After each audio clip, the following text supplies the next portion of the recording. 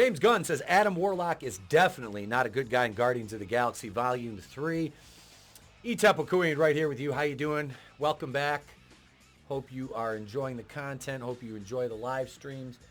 Go back, catch a replay of Going In Raw. If you're a channel member, catch that members after show. We ended up going for an hour and a half. We went as long on the member show as we did on the main show, which, you know, we've been trying to keep those to 40 minutes to an hour, and sometimes the show just went so well we couldn't stop. So yeah, check those out. You know, you can join as a channel member if you want. There's 2 tiers, $2.99 as a Kazuian, $4.99 as a Harvey Wakuian producer.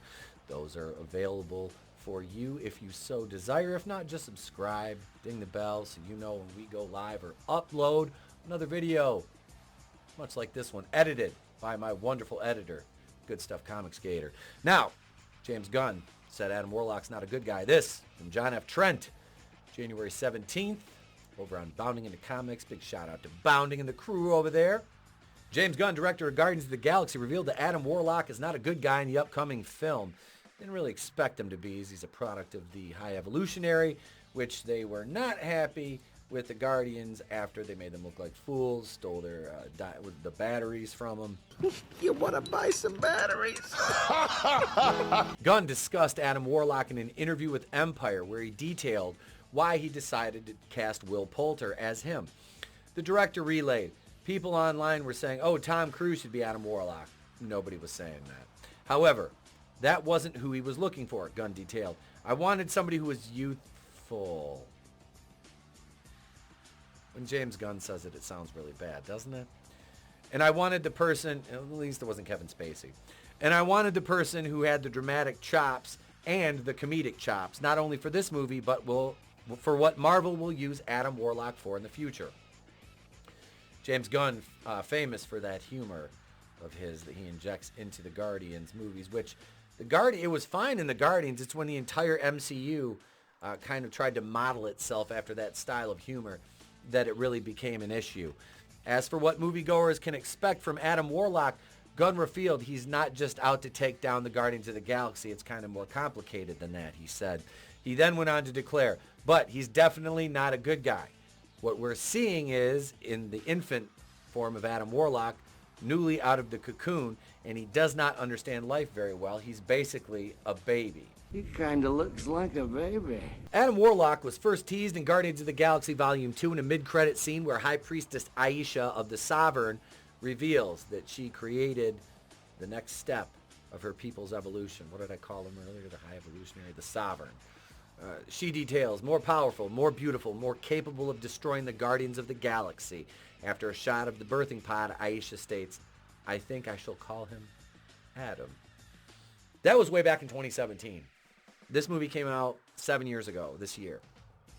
And damn, it is way overdue. Of course, we know all the bullshit pandemic stuff slowed everything down. But I feel like the ship has sailed for this.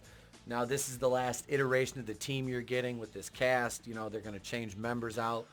I imagine Adam Warlock will probably play a role in the new team. I don't see them getting rid of... I mean, I don't know. Who knows? With Chris Pratt, you know, being so disliked by the Marxists and the weirdos and the communists, he might be gone because that's pretty much what runs Marvel and Disney. So the tease in Guardians Volume 2 indicated a slight change in Adam Warlock's origin from the comics. When he first appeared back in Fantastic Four 66, he was the creation of a group of human scientists operating out of a place called the Citadel of Science. Their goal was to create a new race or breed of living beings that they would control in order to conquer mankind. Their initial results were a success in the creation of him, or Adam Warlock. But their control mechanisms were unable to contain the sheer power invested in Warlock, as we see this panel right here. The absolute power! Instead, Warlock revolts against his creators, knowing their evil intentions. He harnesses enough energy to leave the planet Earth, and by doing so destroys the Citadel of Science and the menaces that built it. I mean, that's not a bad thing. After leaving Earth, Warlock would return and have a brutal encounter with Thor. However, he would flee the Asgardian and return to his own self-imposed exile in space. While drifting in his cocoon, he would encounter the High Evolutionary and learn of his Project Alpha, which is to create a new Earth, far more perfect than the old one. Make it perfect. To deny its human race that instinct of gross aggression which has made a hell where should have been heaven. The High Evolutionary would create his counter-Earth, but his vision would be usurped by his previous creation, the Man-Beast, who aims to shape the clay of counter-Earth into his image. Yeah, and here's that panel. Let's see, what was this from? 1972. God. Wow, and just think, Marvel will ruin this in a matter of one release. You know, and this character's been around since the late 60s, early 70s. Adam Warlock would then volunteer to serve the humans that the High Evolutionary created in order to prevent him from destroying the entire planet of Counter-Earth. Like Luke Skywalker saw the goodness still exist in Darth Vader, Warlock saw the goodness in the creations of the High Evolutionary. The High Evolutionary would acquiesce to Warlock's request, but also provide him the boon of a soul gem and sent him down to Counter-Earth.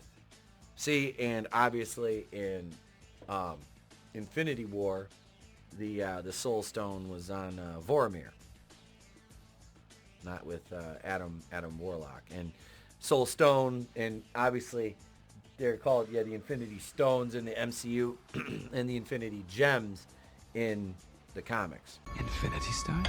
It's unclear how faithful to Warlock's origin Guardians of the Galaxy 3 will be.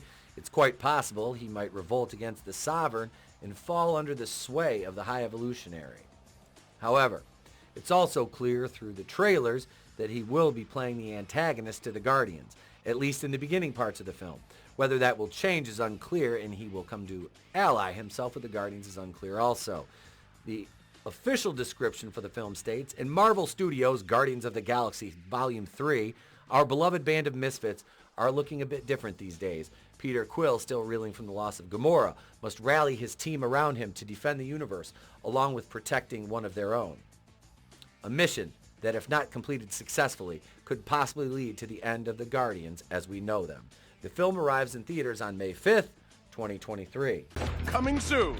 So Adam Warlock and the Guardians of the Galaxy are going to drop into theaters on Cinco de Mayo of this year. Okay.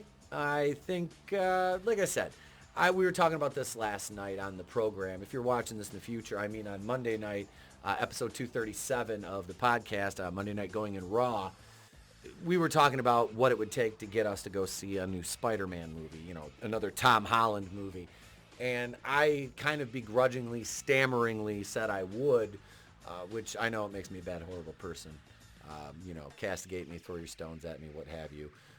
But I like Spider-Man. You know, it sucks that it's, you know, the MCU's Disney, but it's still controlled by Sony. Not that Sony's hands are clean. I mean, like I said, they're responsible for Ghostbusters Answer the Call. So there's that. There's, you know, that sin and transgression also. And, of course, Amy Pascal, the Sony leaks, the hacks. We know the story.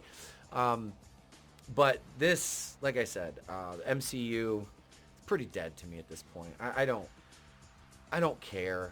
It's so difficult to care. I know I reviewed Wakanda Forever. I shouldn't have capitulated to that. You know, and that was, I got a lot of views out of it, so you know, I apologize for that because I kind of did wrong there. I did, but no, I don't. My wife and kid are gonna want to see this. They are. They're both huge Guardians of the Galaxy fans, and I've long stated that the best thing about these that I like about them is the soundtrack. It's I love James Gunn's taste in music. I pretty much detest everything else about him. The first Guardians of the Galaxy movie is fantastic. The second one is good. Okay to good. Nowhere near as, you know, the level of the first one. This one being it's taking place 9 years after the first movie, you know, 7 years after the second one. I don't know. It's a mixed bag. I mean, you still have the same cast, which is a good cast. Chris Pratt is a really good lead, great character in Star-Lord, Peter Quill. But I don't know. You know, Will Poulter seems dedicated to the role, but it's, do I care about Marvel enough at this point to see it? I didn't go see Thor. I didn't see Doctor Strange. I'm not going to see Ant-Man. I don't care. Definitely not going to see the Marvels. This one, like I said, when the time comes, if my wife and kid want to go, I'll probably go with them. But don't look for a long review of it. We might talk about it on a stream, but I'm not going to put together a review on it probably. But yeah, those are my thoughts. So what do you make of it? Obviously we know where he goes in the comics, but what do you think? How do you think Will Poulter is going to play this in the movie, if you care? Just let me know your overall thoughts of Guardians 3, the timing of it, James Gunn releasing this movie, and I didn't even mention he's going to be, he's full-time at DC now. So when this comes out, he's going to be, the head of DC with Peter Safran. So that's kind of funny. And that'll be post-release of Shazam! Fury of the Gods as well. Leave your thoughts in the comments. If you're not subscribed, let today be the day you hit that button. Ding the bell for notifications. If you want to take it one step further in supporting the channel, you can join as a channel member. $2.99 to be a Kazuian, $4.99 to be a Harvey Wakuian producer. There's your options. If not, like I said, just subscribe. It's free and it always will be. Big shout out to my editor, Goodstuff Comixgater. I'm Wakuian of the Place to Be Reviews. I've been here with all of you. So if I don't see you, have a great day, a pleasant tomorrow, and I'll catch you on the next one. It's better to burn out than to fade away. I could do this all day.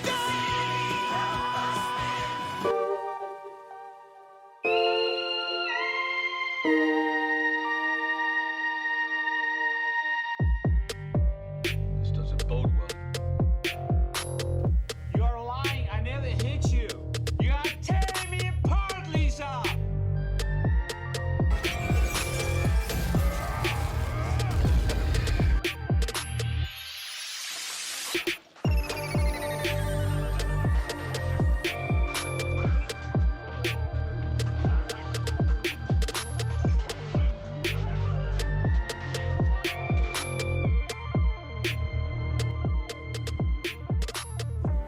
The sea is always right.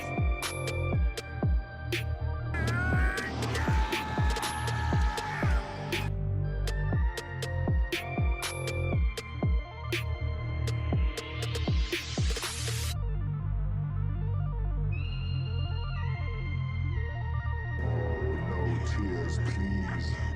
It's a waste of good suffering.